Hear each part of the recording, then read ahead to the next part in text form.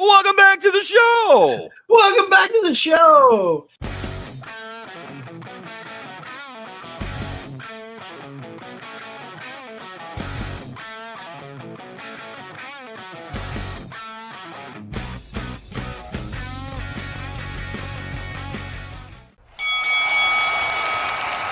And now, your hosts of the Card Subject to Change podcast, the For Frequency's Sake Tag Team Champions of the World, the Wizard CZ, and Never Wrong Nick Bull.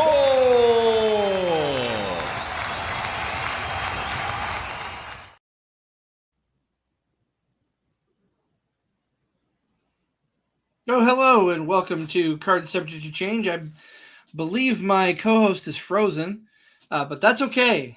Mr. Never Wrong, if you can hear me, pop out of the room and pop back in. I am the Wizard CZ, and you are tuned in to Card Subject to Change, the podcast by the fans for the fans. Of course, we are powered by Lopez Pizza, built by Durham Remodeling, colored by Ryan Allison Tattoo, and protected by Jared Zook of Country Financial. Nick, looks like you're alive and well again. How are you, my friend? Good. Can you hear me? I can hear you. You're a little choppy, but I can hear you. I apologize. Hello, everybody. Welcome to the show, episode 182, the Card Subject to Change podcast. I'm sure CZ has introduced me. I'm Never Wrong Nick Bull. He is my tag team partner. We're the co-champs of the For Frequency's Sake. Oh, and he got bumped. Well, Nick just needs to put another quarter in the internet machine. That happens every once in a while out his way. He'll be back. While we wait for him to come back, just a couple bits of business. Want to hype out our good friend Ricky Lee and the Sandra Lee Memorial Car Show coming up on May 3rd, where we are part of a title belt out there. Our logo right there. The wrestlers who are there, the Headbangers, Lash LaRue, and Buff Bagwell, get to choose their favorite car of the show. And the winner gets this beautiful belt that we see on screen. And I'm going to promote at the beginning of the show instead of the end because I want to focus as much as we can on our guest, who I'm excited to have on. We'll talk about it in just a moment. This Wednesday, we are not doing the kick out. We have Hollywood from the Gorgeous Ladies of Wrestling, the original Glow Girl, coming in to talk about her book. Super excited about that. But let's get down to business here.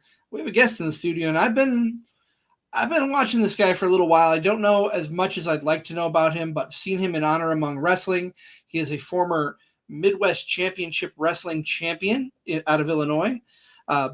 Let's welcome in Nick Nolan, Nasty Nic Nolan. Nick, how are you today? I am doing fantastic. How are you? I'm good. I was tired earlier because I told you off air. This is our third show of the weekend.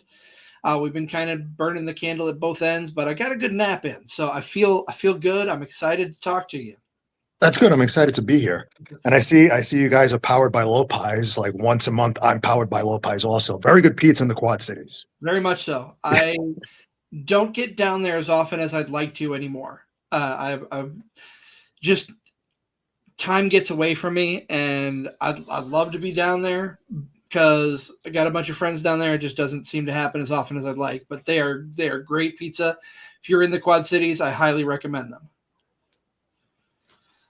There he is. Hello, Never Wrong. Through time and space, I made it back. Thank you guys for holding up for me, and welcome to the Card Subject to Change podcast. You have already met our guest this week via the Wizard CZ. I hope it doesn't get too nasty here, though, but I do want to get to know you a little bit. Yeah, I'm an open book, man. Whatever you guys want to know. I'm pumped. I love having first-time guests because I ask our guests, all our first-time guests, the same question every time. Why pro wrestling? What was it for you that made you keep coming back? And I'm assuming you're a wrestler, that you're a fan of wrestling, so at some point you became a fan. Why pro wrestling? What was it for you? So there's one specific moment that I guess you can say hooked me. And that was, I was about, I want to say 13 years old. I grew up in New York. I grew up in Brooklyn. So my dad says to me one day, hey, do you want to go to SmackDown at Madison Square Garden? And I said, no, I don't want to go to SmackDown at Madison Square Garden. But then, you know, like 15 minutes pass and I'm like, oh, yeah, I guess I can spend some time with my dad. I guess I'll go. So I wind up going. And the main event at that show, actually, the very first match I saw in person was John Cena versus Orlando Jordan. And that was on Velocity before SmackDown. And the main event of that show, I don't remember who was, well, I do know who was facing heel, but I don't know what wrestler played what role. It was Brock Lesnar, Kurt Angle, and Mr. America. They were the faces versus Team Angle and The Big Show. Charlie Haas, Shelton Benjamin, and The Big Show. And I don't remember anything about the match, but what I do remember is after the match, everyone left, and Mr. America was still in the ring. And I didn't know at the time Mr. America was Hulk Hogan. Spoiler alert. So I'm like, who is this guy? Right? I mean, I kind of knew who Hulk Hogan was, but I didn't really watch wrestling too closely back then. Right. So I'm like, who is this guy? And then he starts doing the whole Hulk Hogan routine, the posing and the pointing and, you know, the ear thing to each side and all that. And I remember looking over to my right. We were kind of in the nosebleeds. And I remember looking over to my right, and I literally see the building shaking back and forth. Ooh. It wasn't crazy, but it was definitely noticeable.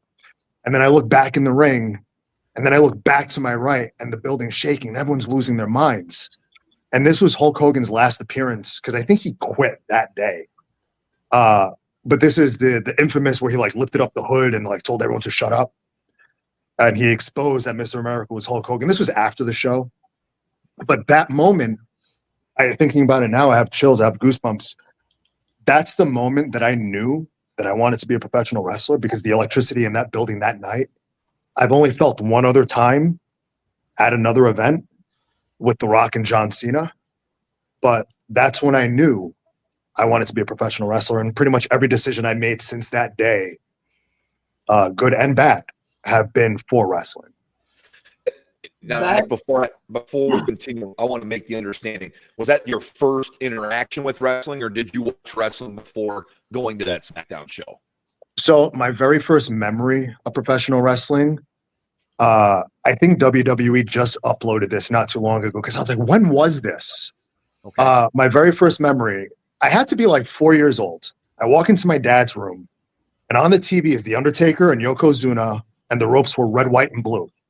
Okay. So I think that was their casket match at like the Great American Bash or something like that. And The Undertaker scared the hell out of me. Yeah. This was scary Undertaker back then. So I saw that. I was like, no, I'm not doing this. So I didn't watch because of The Undertaker. So, I mean, you know, growing up, going to school, in elementary school, you know, people would talk about The Rock and Stone Cold Steve Austin. But really, other than that, my first like real, I haven't even thought about this until right now. My first like real talking to other kids about wrestling is when Owen Hart died. And kids in my school were like, oh, did you see Owen Hart? He died yesterday or whatever. And I'm like, yeah, I watched. I didn't watch. But that's pretty much the other, like one of the first memories I have was people talking about that. Okay. And I remember being at a bus stop. Wow, this is crazy. And this kid, Alberto Gonzalez, like we were talking about, this is crazy how like you just open this Pandora's box in my head to talk about all this stuff. But yeah, we were talking about that, waiting for the B-16 on Fort Hamilton Parkway. This is insane how this is just coming back to me right now. But after that, I never really watched wrestling. I remember right before I went to that show at Madison Square Garden, I may have watched an episode of SmackDown here or there. I didn't have cable where I lived, and SmackDown was my show.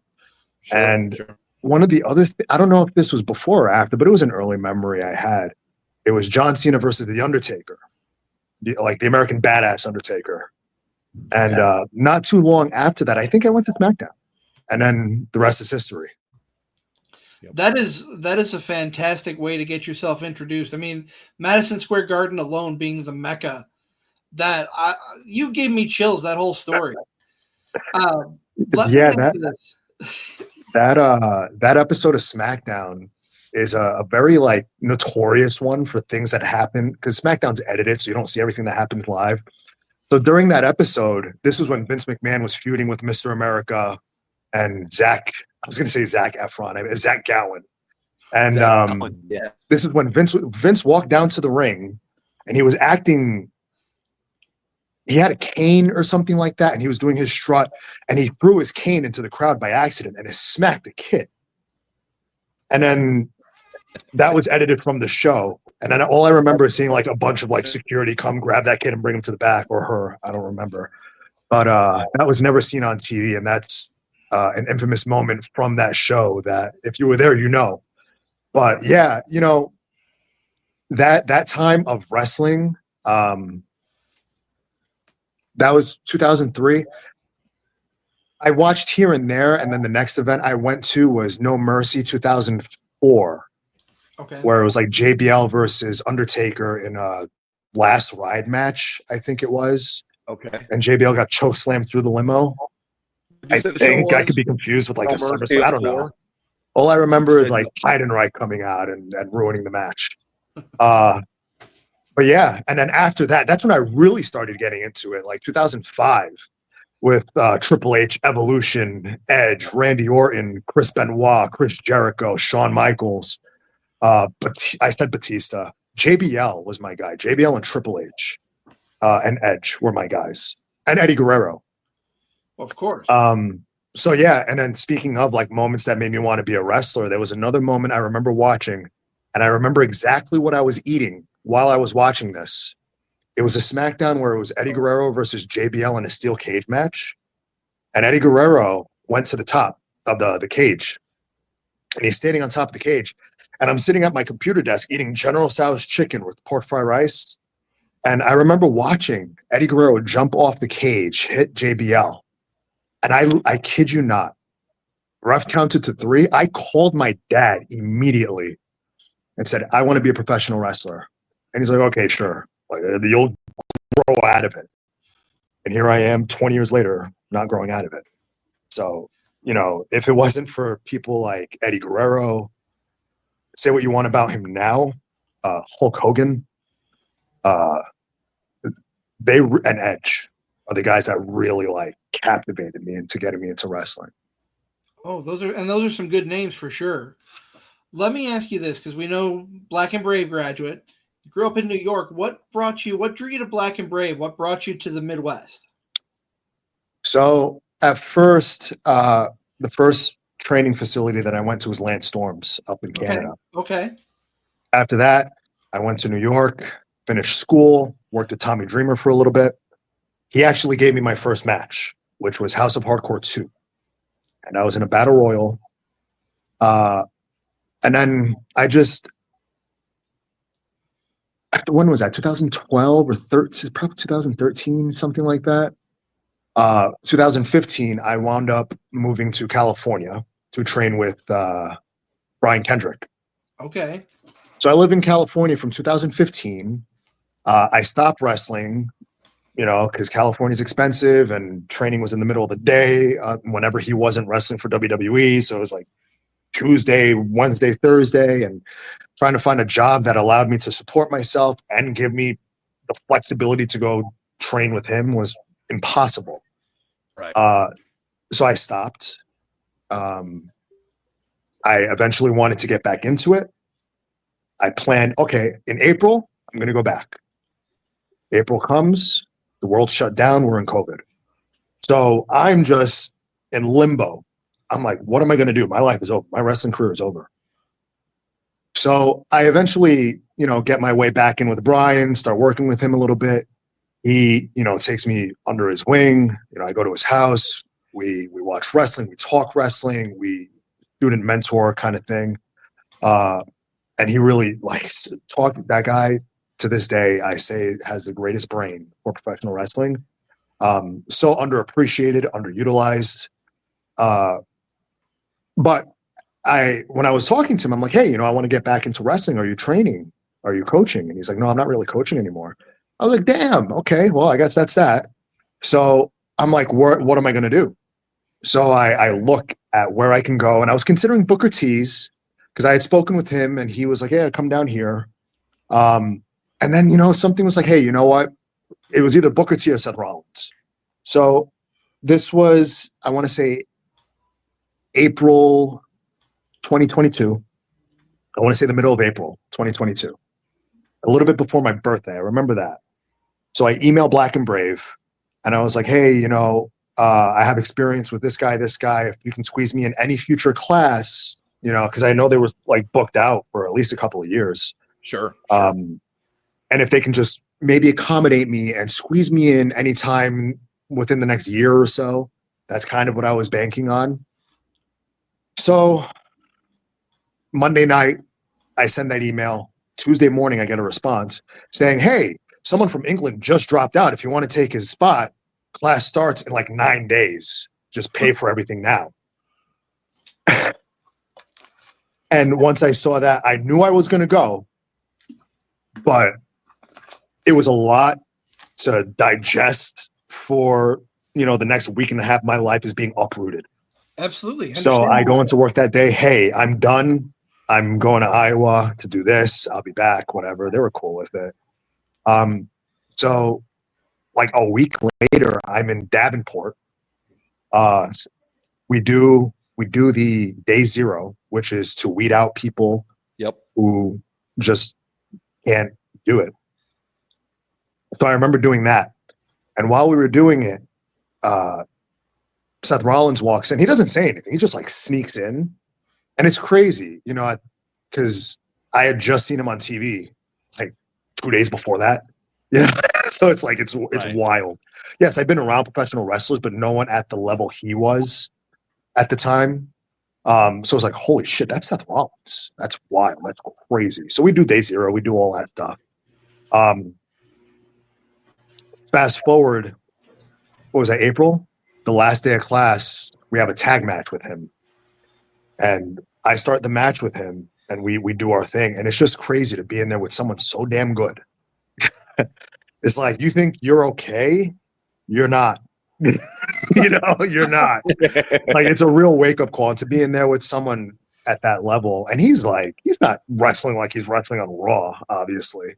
You know, like, it's very, you know, fundamental, basic stuff. But even, you know, the basic stuff, being up close, like locking up with him, beating him up, listening to him. I learned so much in that one match. It's just wild, you know. July in April, I'm like, I don't know what I'm going to do with my life. I don't know where I'm going to be. In July, I'm wrestling with Seth Rollins, you know, and that was an incredible experience. You know, you meet people there, you become friends, and he's been a great coach. You know, I send him my matches, and he's brutally honest with me. When I first started, he'd be like, brother, that is the shits. You know, like, and he'd say that to me. And it's like, damn. But hearing that from someone like him, it's like, okay, well, now it's time to buckle down and fix things up. And then to go from, damn, that was the shits, so I can tell you're working hard, and that's good. You should do this. You should do that. That's really good. It means a lot. And I know he's not bullshitting. Sorry for Kurt. I know he's not kidding. That's okay. Yeah, you're fine.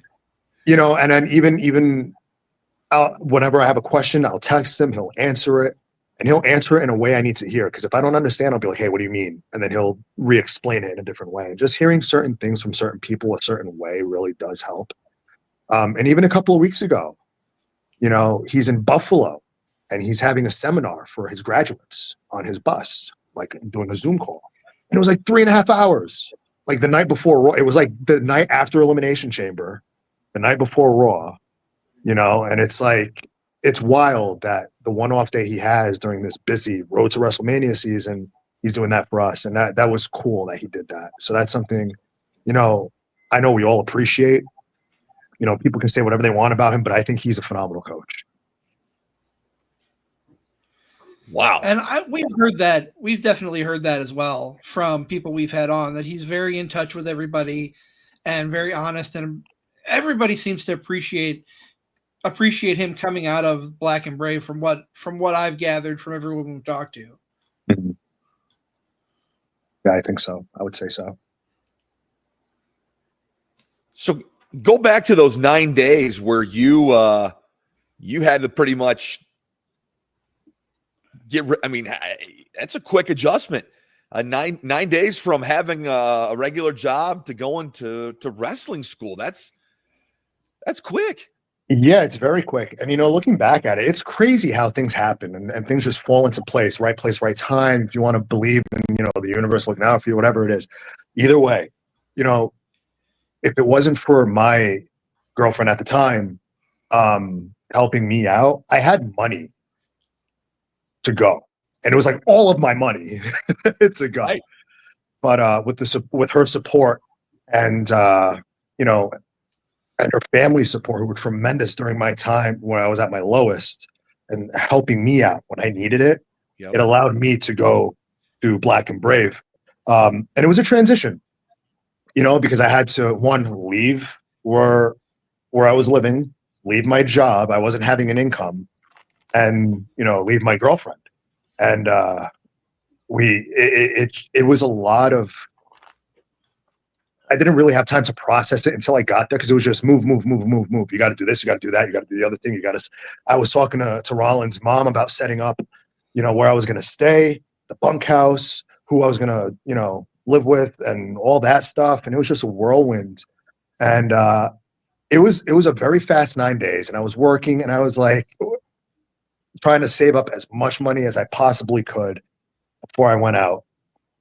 And it's just, I'm going to be honest with you, I really don't remember anything from when I got that email to when I got off the plane, when a couple of people picked me up. Yeah, it was just a whirlwind for the week and a half, 2 weeks, whatever it was.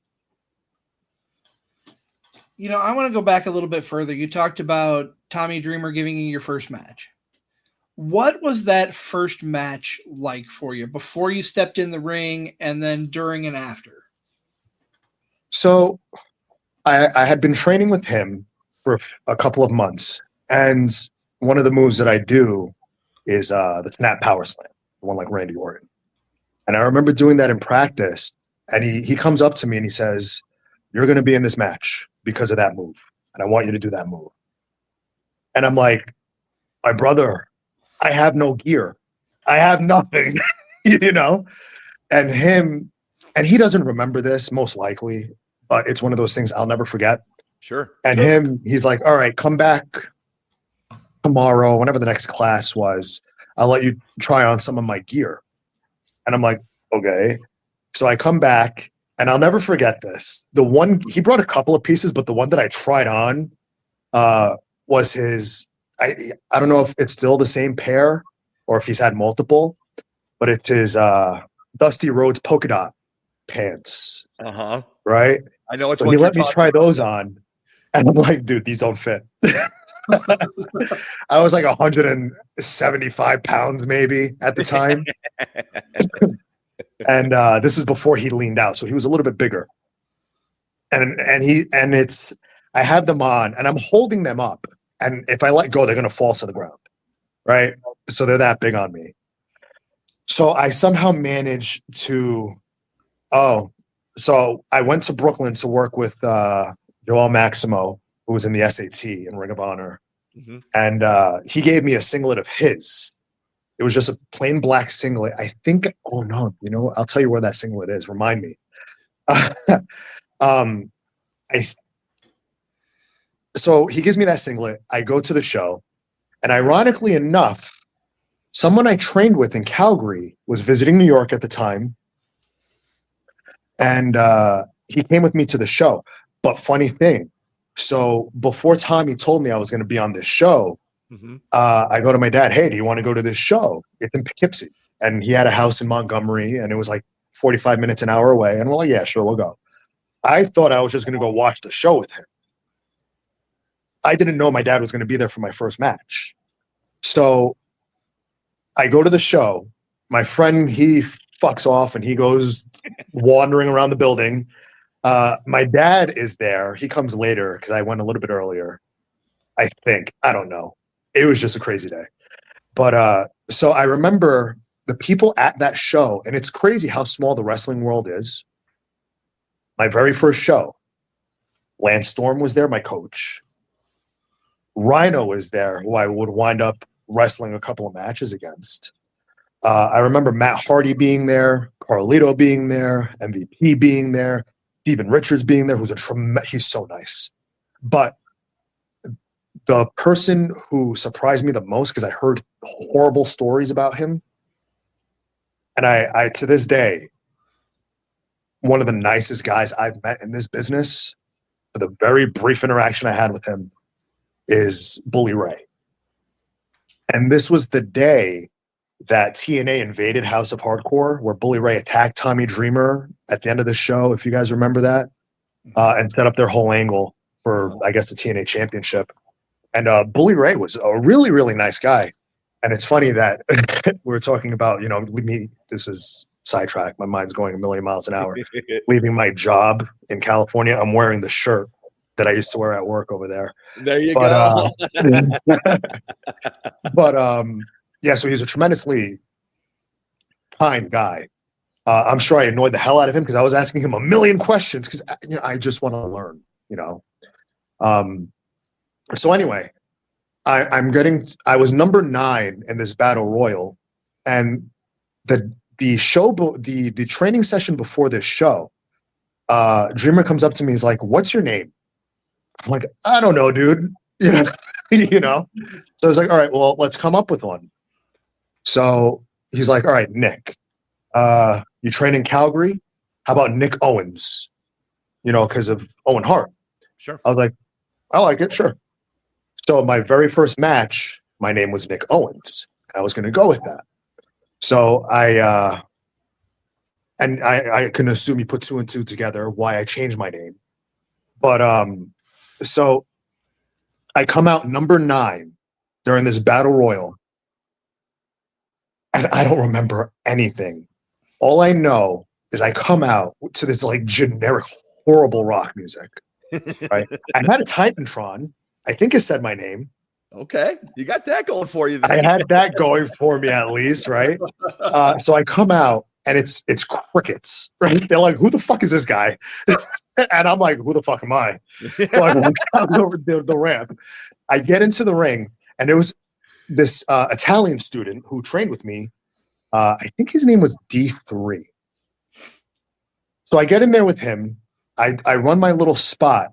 I hit that power slam, and the place erupts. Right? The place is going crazy for that one move. And then I'm like, okay, I don't know what to do now. So I go and beat up Nunzio. And I have a video of this, which I may post someday.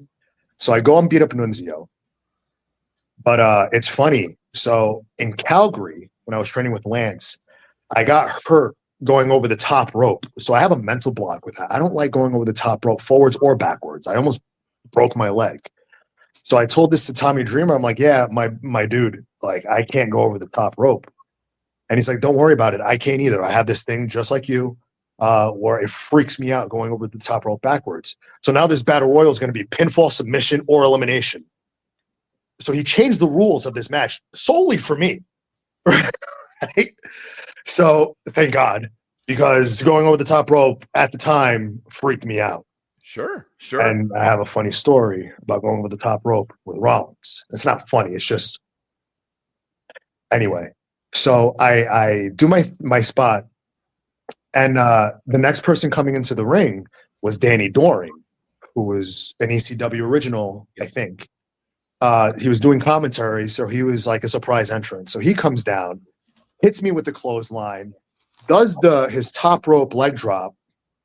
And all I remember seeing is him climbing. I'm laying there, him climbing to the top, and a spotlight is behind him, and his ass about to land on my face.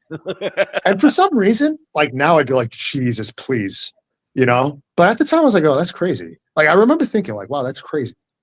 And then boom, didn't feel anything. It was great. He pins me. I get eliminated. I go to the back. Dreamer comes up to me and he's like, "Decent." I'm like, "Damn, decent, that's it?" I was like, "Damn, okay." And I got into my head. And it was my first match. I was in a battle royal for like a minute and a half. Like, what am I going to do? Right. But I was like, I was hoping he'd be like, "Oh, that was great. Did you hear the pop? Did you hear this? Did you hear?" But again, he's getting ready for his own stuff. He probably didn't even watch. But I appreciate him being like, hey, decent. Okay, fine. But going back to that going over the top rope backwards thing. So at Black and Brave, we did a drill where we were going over the top rope, and I was getting tossed over and my balls were clipping the top rope. I was smashing my legs on the apron. I just can't do it, right? I got through it and it sucked, but I just couldn't do it. So during my match with Rollins, we're putting it together and he's like, all right, I'm going to hit you with my patented AA and then, get up and I'll clothesline you over the top rope. And I'm like, okay. I'm not going to sit here and tell Seth Rollins, yeah, brother, by the way, I can't go over the top rope. So he hits the move, and clotheslines me over the top rope, and it was smooth as butter. It was easy. And I remember taking him like, what am I bitching about? It's not that bad. But it was just so quick. You don't have time to think and get in your head. And I'm not going to tell him no. But cool story about that is, as far as I know, only me and John Cena have taken that move from Seth Rollins. So, I mean, I'm just saying. So after that match with at Dreamers, I kind of, didn't really pursue it as much as I should have because I had my own issues going on, had a lot of body dysmorphia, and I was like, I don't look like 2004 Randy Orton. What am I doing? It's like, but brother, I'm 22, but he was like 22 at the time too, so it was even worse. So, so yeah, I got into my head, and then I just didn't do shows the way I should have. So I continued training, and I trained in Brooklyn with Joel Maximo, and I trained in Long Island with Brian Myers at Creative Pro. I think this was when they first opened a couple of years later, and people in that class. I trained at I think it was called Ludus at the time with Joel Maximo, and Santana and Ortiz were in that class. Okay. And Ortiz, tremendous dude. When I was learning how to do that Randy Orton power slam, he took it from me. I'm not even kidding, at least 25 times straight, wanting to make sure I got it right. And I did. But if it wasn't for him, I probably wouldn't be able to do it as smoothly as I do. So, and he doesn't remember that. It's one of those things. It was so long ago. It was such a little thing that he doesn't remember, but it's something I'll never forget. For sure. Absolutely. And then I trained at Creative Pro with, and in that class was, Max Caster, Bear Bronson, and MJF. They were first starting. And it's, again, one of those things. They went on to bigger and better things. They'll never remember, But, yeah, after that, that's when I packed my stuff and moved by myself to California to train with Brian Kendrick. And then came to Davenport. And here I am in Davenport, literally right now. And what a ride! What a ride it's been. Yeah. And you're not done yet. No, not yet. And I don't know what the road ahead has for me, but I'm glad. You said to remind you about a black singlet that was used in your first. Oh, yes. So that very first singlet that I had for my very first match is in the student house, in the attic at Black and Brave's student house. So apparently what people do is they leave things up there. So there's last time I was there, it was a couple of years ago, but there's a chair up there and we kind of made like an invisible wrestler.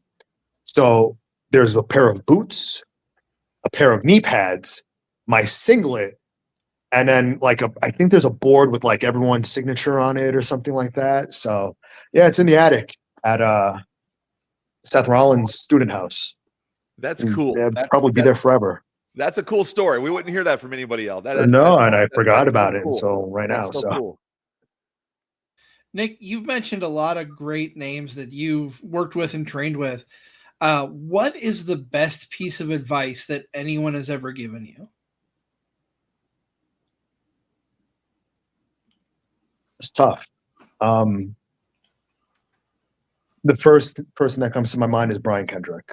And I remember we were watching, it might have been Adrian Street or something like that in his house. And I remember just being like, dude, I'm lost. I don't know what to do. I don't know what my character is, nothing. And he says, wrestling can literally be whatever you want it to be. And I was like, at the time, I was like, what are you talking about? You know? But as I've started wrestling, doing shows and coming into my own, I'm starting to understand that. And I would say that's the best piece of advice I've gotten as far as like the grand scheme of wrestling, because there's so many flavors to choose from, and you can choose a flavor and make it your own somehow, you know. And you know, things are in the works for me as far as that. A lot of changes coming up, but that's probably the best piece of advice I've gotten. And this guy being Brian Kendrick, a tremendous mind. We would sit there and watch wrestling, and he would find the most obscure wrestling. And I'll never forget this. I remember he put on a black and white French wrestling video from the 1940s, uploaded like 17 years ago, that had like 14 views. How the hell did you find that? You know, and we were watching that, and that ties into, you know, wrestling can be whatever you want it to be. And, you know, you have that kind of wrestling, you have the current day wrestling, you have the 80s wrestling, and you can just take whatever you want and just make it your own. And that's it, you know. So I'm starting to process that a little bit more, and I'm changing a lot of things for myself. So it makes it a lot easier to go out there and have a little bit more fun and not really worry about what other people say or think, because that you can't care. And that's kind of, and I don't mean this in a bad way. I'm just at the point, I don't care what people say. I'm going to do what I want. I'm going to look how I want. I'm going to act how I want, you know? So to answer your question, long-winded, that's the best advice I've got. It's great advice. You brought up Brian Kendrick, and every time he gets brought up to me, I think about how underappreciated he and Paul London are as the tag champs on SmackDown. How good were their matches, and how good was that run? Oh my God, they were one of my favorite tag teams. Yes. The tag team division back then, like 2004, 5, was like the Mexicools and Lance Cade and Trevor Murdoch and like them, Mercury and Nitro and Dave Taylor and William Regal. It wasn't like a tremendous tag team division. No. But it's funny how you bring up Paul London, because he's a friend of mine now, and it's like, you know, I grew up watching these guys on TV, and now I can just talk to them whenever I want. You know, and Paul is another one. I love that guy, and he's gone through a lot in the last few years, and I'm so glad he's opened up his school, Kayfabe Academy, in Orange County, California, because I remember, it's a funny story. So I had been put in touch with him by a mutual friend, Carlo Cannon, who trained in Calgary with me at Lance's, and we got put in touch, and then we started DMing each other on Instagram. And we were talking about meeting up and training together. And it's funny because there's only like 2 wrestling rings that you can rent in California. And one of them being, at the time, Santino Brothers, which is where Brian Kendrick had his class. And I wound up renting ring time at a adult film star's home. And she had a ring in her backyard to make her clips and all that. And Paul London and I trained in that ring. Okay. And it's just wild how, that is how the wrestling world is. And he's another one who's brilliant. But I remember him, you know, I told him, like, brother, why don't you open up a school? Because you're Paul London. Who wouldn't want to learn from Paul London?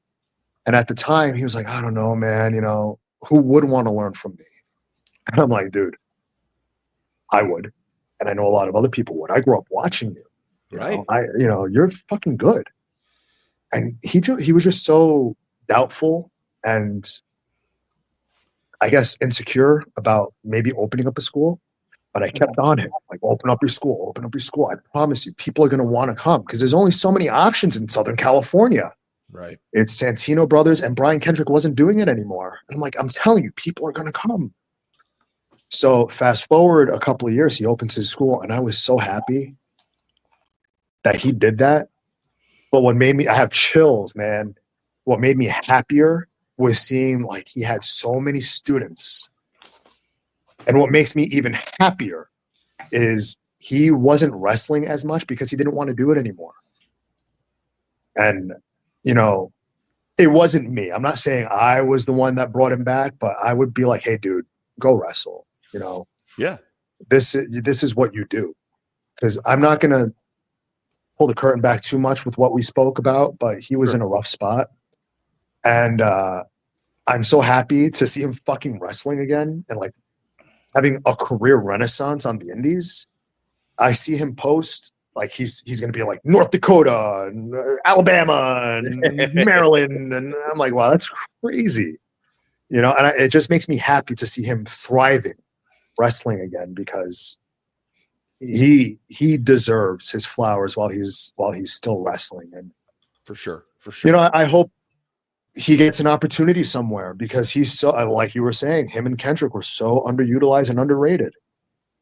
And, you know, I remember, so when they were tagging, they had matching gear. And one that comes to mind is one that I would see on TV all the time is their blue gear, the blue like shorts with the blue kick pads.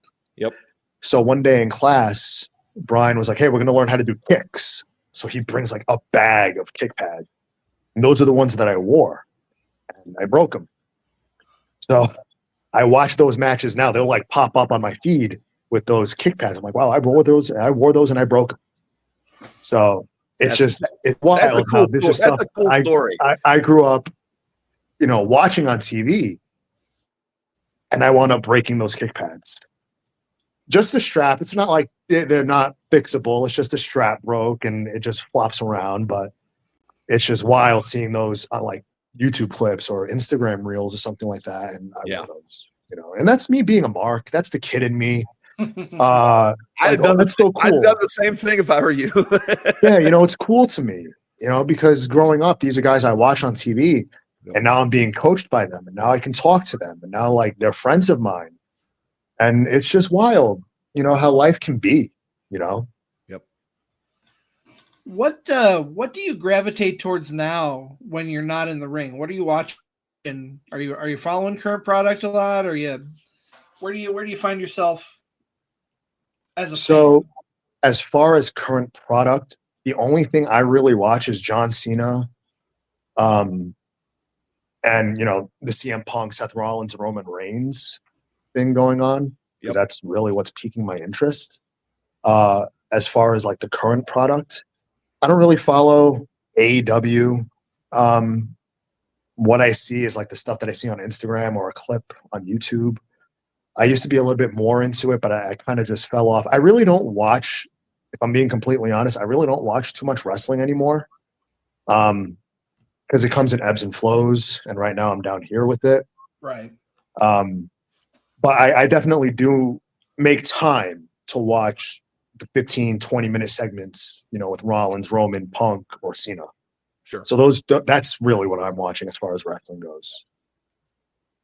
So you're definitely looking forward then to WrestleMania with Cena being in the main event. And hell yeah. And that match being a triple threat. I mean, Mania is looking pretty darn good this year. Yeah. Oh my God. Yeah. I mean, at least that, you know, I don't really care about anything else going on. Right. But the two main events, you know, the most important matches.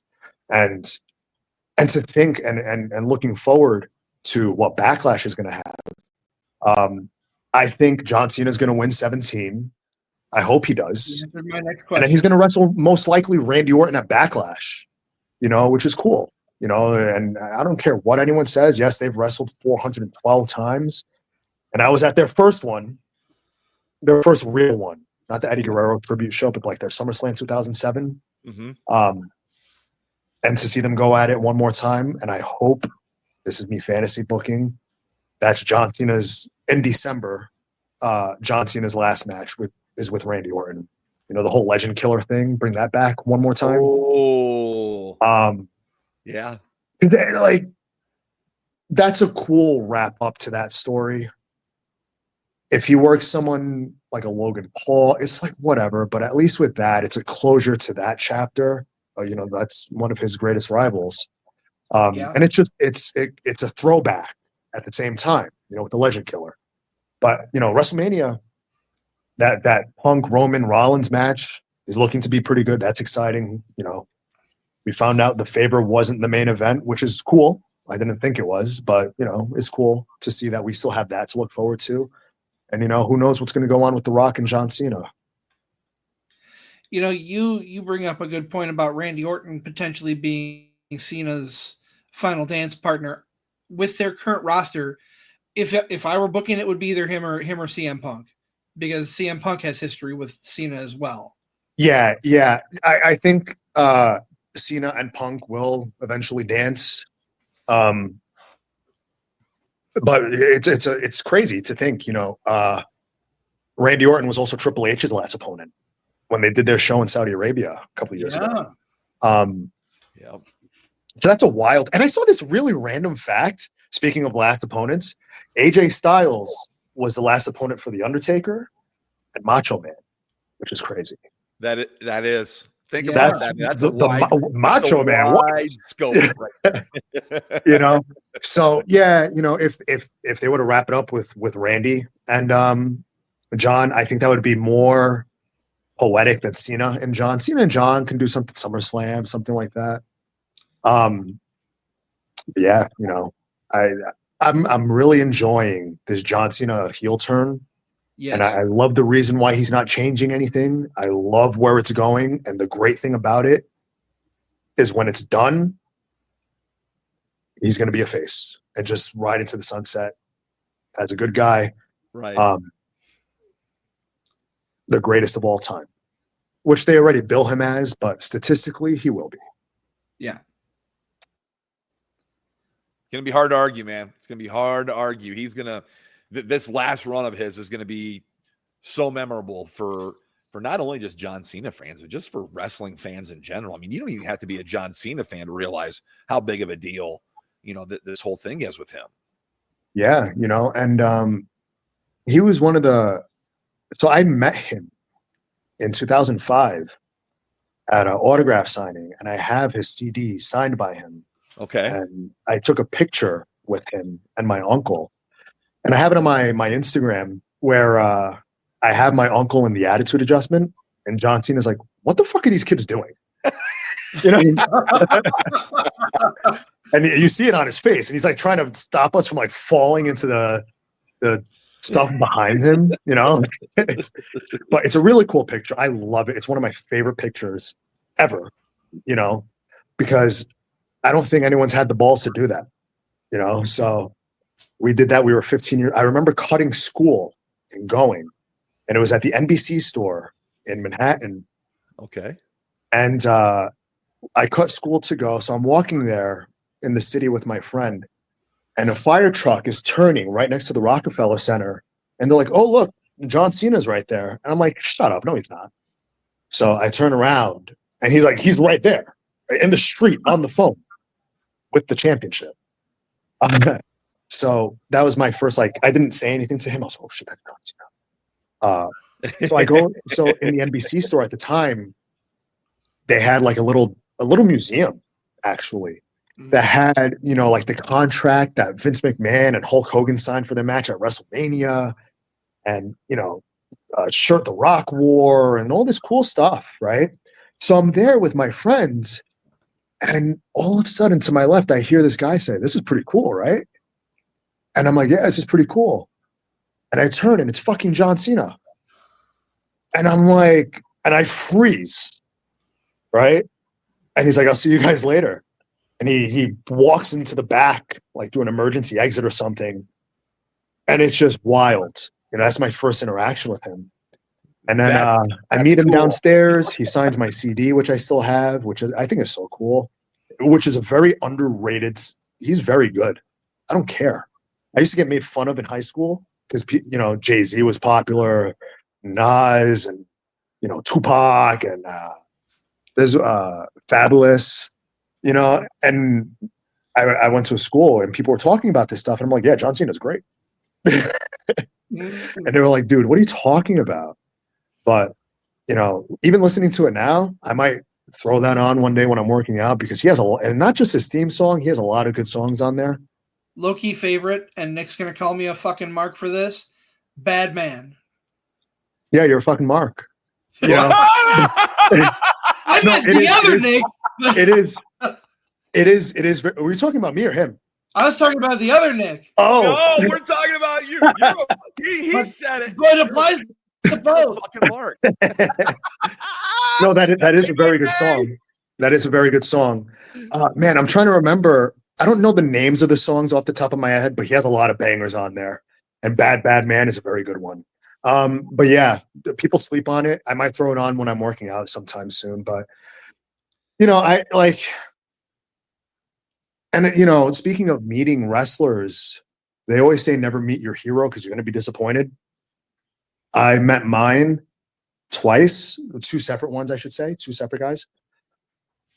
And had the interaction gone any differently, I might not be sitting here right now talking to you guys. Because the first one, I was in Washington, D.C. for SummerSlam 2005, where it was Batista versus JBL and John Cena versus Chris Jericho. And this was like right before Jericho left. So I go to the hotel. And the very first wrestler I saw in person was Danny Basham. So I'm like, oh, I guess this is where the wrestlers are saying. I didn't give a shit about Danny Basham. So I go down the escalator. I walk right by him, go down the escalator. And then like the first wrestler I actually met was Carlito.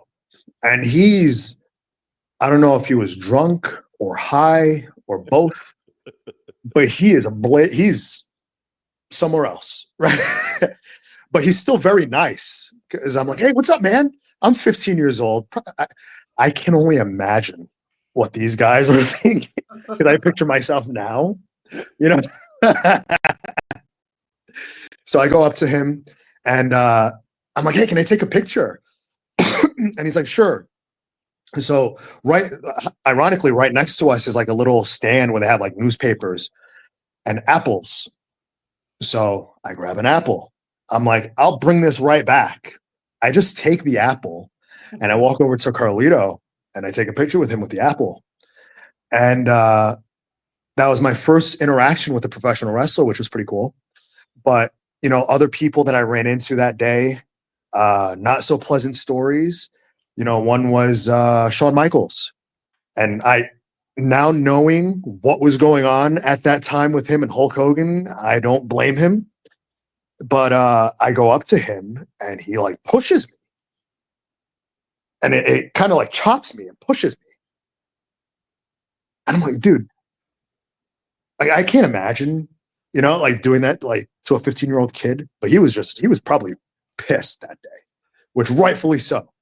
And it's funny because another one, he walks in and everyone's losing their minds. Everyone's going up to him. I'll tell you who it is in a second. Everyone's going up to him, asking for autographs. He's no-selling everybody, just walking around. Hulk Hogan. And I'm thinking about the promo of Shawn Michaels on Larry King when he's dressed like Hulk Hogan, where he's like, once the cameras are on, brother, it's a whole different story, right? They start filming for Hogan Knows Best. Guess who's the nicest fucking guy in the world, right? So he's signing autographs. I remember one person had like this big portrait of him that they painted. He signed it. He signed my ticket. And I took a picture with him on my 2005 flip phone, which is all pixelated. You can't tell who it is, but you can see the mustache. So you know who it is. It's a pixelated man with a blonde handlebar mustache and two kids, me and my uncle. But I remember this long-winded story, but I'm standing by the elevators and like Mae Young is there, Fabulous Moolah are there, and they're super sweet. and they're talking to fans and stuff like that, and they're talking to me, and all of a sudden the elevator opens and out comes Maria Kanellis, Stephanie McMahon, and Triple H, right? So they walk to Mae Young and Fabulous Moolah, who are like right next to me, and they start talking, and like this whole congregation all of a sudden surrounds them because it's Triple H, and people are asking him for autographs and pictures, and he's like, again, like I can only imagine, it's very overwhelming. He's trying to have a conversation, and he says, hey, guys, we're trying to have a conversation here. And then me being totally oblivious to the situation, right? I'm next to Triple H, and I'm like, hey, I tap him. I'm like, hey, man, can I have your autograph? This is like right after he says this. And he looks at me, and he's like, yeah, sure, let me just put my stuff in the car, and I'll meet you upstairs. I tell you, I have never run so fast in my life, right? And the story's going to get better. So I run up the stairs, right? And I'm like, okay, where am I going to wait for Triple H? So I'm like, oh, there's a limo there. I'm assuming that's his. And I like thinking about the stuff that I did. I was such a piece of shit, like an annoying 15-year-old kid, right? So I see a limo and the door is open. So I'm like, I'm going to stick my head in there. So I stick my head in. I look to my right. There's nobody. I look to my left. Shane McMahon, Vince McMahon, and Linda McMahon all sitting like in the back of the limo. Oh. And I'm like, hey, Vince, can I have your autograph?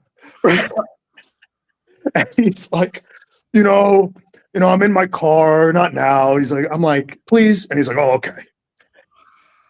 So I give him my ticket. It was printed on like a big 8x10 paper. So I give him my ticket and my pen, right?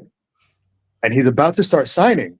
And he's like trying to adjust because he's not really writing on anything. So he's like trying to fold it and, do whatever. So I look out the limo and I see Triple H coming. I take the pen.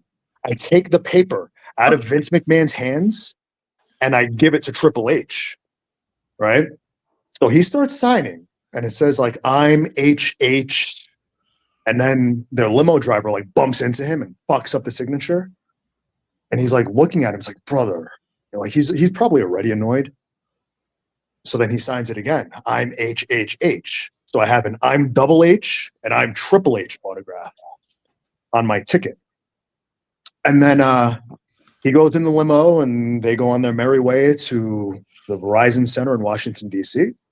I walk back to the front of the hotel and I could be placing these, it's all the same day. Like, I don't know what happened first, but just to keep continuity, I walk to the front of the hotel. I'm standing there with my uncle.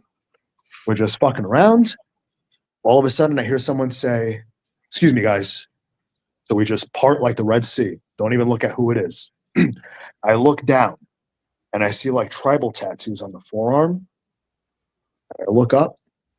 It's Randy Orton, right? And he's about to go wrestle The Undertaker. And so I'm like, holy shit, it's Randy Orton. Can I have your autograph? And this was 24-year-old Randy Orton. This was get the fuck out of my way, Randy Orton. Who the fuck are you, Randy Orton? Fuck you, Randy Orton. This was the Randy Orton that was a piece of shit. And he's changed, And I did not get Randy Orton's autograph. But I was going to say, and you probably didn't stick your head in Randy Orton's limo either. No, I was shook for the rest of the day. I would have been too. But I remember earlier in the day, oh no, you know what? That might have been earlier in the day because afterwards, I think the first actual autograph I got was from his dad. Okay. So I went down to the like little store they had in the hotel and I see him buying cigarettes. And I'm like, hey man, can I have an autograph? And he's like, all right, sir. And it's like Cowboy. I didn't know who the fuck it was. I just knew it was Randy Orton's dad. Right.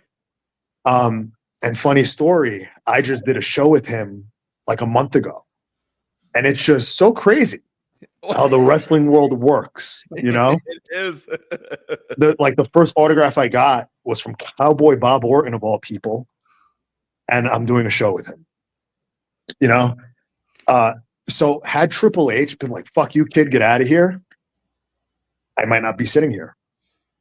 The other one, Madison Square Garden, Royal Rumble, 2008. This was the night that John Cena came back. Mm-hmm. So across the street from Madison Square Garden is where the wrestlers park their cars in the little, you go down into the garage. And so, that day I'm out there with a bunch of other fans. I meet Cody Rhodes, who's like 19 years old, super nice. I don't even remember who else. Shelton Benjamin. I remember Shelton Benjamin because he signed an autograph and I stole his Sharpie marker. He's like, "Oh, whose marker is this?" I'm like, "Oh, it's mine." And I took it. But so fast forward, it's crazy. A red Dodge Charger drives into the garage, and out come Tommy Dreamer, Santino Marella, and Edge, right? Okay. And so at this time, and it's not because it was them, it was just everyone knew that's where the wrestlers were coming, and there had to be at least 150 people there around the entrance of a parking garage. And so the police come and they're like, "All right, everyone get the fuck out of here." And for some reason, they didn't tell me to leave. I just stayed there. Right. And I'm wearing my Edge hockey jersey that he had. And I'm trying not to move to get attention on me. I'm literally the only one at this parking garage. And here comes Edge. Ooh. This was peak bad guy Edge, though. Right? He's going to wrestle Rey Mysterio that night. And this was the year he wrestled The Undertaker. So he's pulling up his stroller bags. And they're like, "Edge, you're my hero. Can I please have an autograph?" And he's like, "Yeah, sure." And I'm like, "What? This is bad guy Edge, right?" And this is back when, bad guys didn't sign autographs or anything. Sure. And I think it's because I was wearing his jersey. He's like, "All right, I guess I can do this," right? So I give him the marker that I stole from Shelton Benjamin. And he starts writing on my shoulder, right? I feel it. He's doing his thing. Yeah. The pen is closed. And he's like, "Dude, it's closed. I got to go." And I'm like, I don't know what to do. So I'm sitting here fumbling, trying to pull the cap off. And he's maybe 10 feet away from me now. And now everyone is swarming him. Oh. Okay? And I'm trying to get the autograph, and he just no-sells me and leaves, which I get, But for him to stop and talk to me for a second and at least try to sign my jersey, Yeah. had he just been like, "Fuck you, kid," I might not be sitting here right now because I'd be like, "Oh, fuck this shit." Right. Right. So yeah, and one day I'm gonna get that jersey signed and tell him that story. So those are my experiences meeting these guys, and it's crazy to think if one thing went another way, how different life could be. Sure. Absolutely. Sure. Well, Nick, I'm sure we could talk to you for 5 more hours, but we like being respectful of time. We're a little over the hour mark, so we're gonna wrap things up. But before we get you off the hook, got to know, where can we see you coming up in the ring? Where can our followers find you on socials? Social media, I'm really only on Instagram. I have a Twitter or an X, which I may start using eventually. I don't like social media. I hate it. But on Instagram, at least, at Nasty Nic Nolan. And you can find me coming up. I'm going to be at HAW on April 12th. Okay. I'll be making my way out to Revolver April 5th. MWC down in Godfrey, Illinois. I have a bunch coming up, but I'm just drawing blanks right now. But the upcoming ones are going to be Revolver, and which I'm not a part of, but I go and support because I do want to be a part of that out in Chicago. And HAW is pretty much the one coming up in a couple of weeks. Where I hope you're there. Be good to see you. I'm gonna try to be there. Yeah. That'll be awesome. Well, I want to thank you very much. It has been an absolute pleasure speaking. This hour went by so fast because I had a lot of fun. Yeah, I'm sorry. I just ramble on. You know, we love talking about wrestling, man. I love hearing your stories, dude. And it's just wild how you guys, you know, jogging my memory with these things, just bring up things and images I haven't thought of in 30 years almost, you know, like talking to Alberto Gonzalez about Owen Hart in like second, third grade or something, you know, like it's crazy. At the bus stop on Fort Hamilton Parkway and 60th Street. Like it's wild. So it was good chat. Absolutely. Come back anytime. We'd love to hear more stories from you. That's pretty much all the personal wrestling stories I have, all the good ones anyway. Thank you so much. We really appreciate you coming on. And for everybody who tuned in, whether it's your first time, whether you've been with us since the beginning, thank you so much. This is Card Subject to Change, powered by Lopez Pizza, built by Durham Remodeling, colored by Ryan Allison Tattoo, and protected by Jared Zook, Country Financial. We will see you back for a special edition on Wednesday with Hollywood from the Gorgeous Ladies of Wrestling. But until then, you guys have a great rest of your day.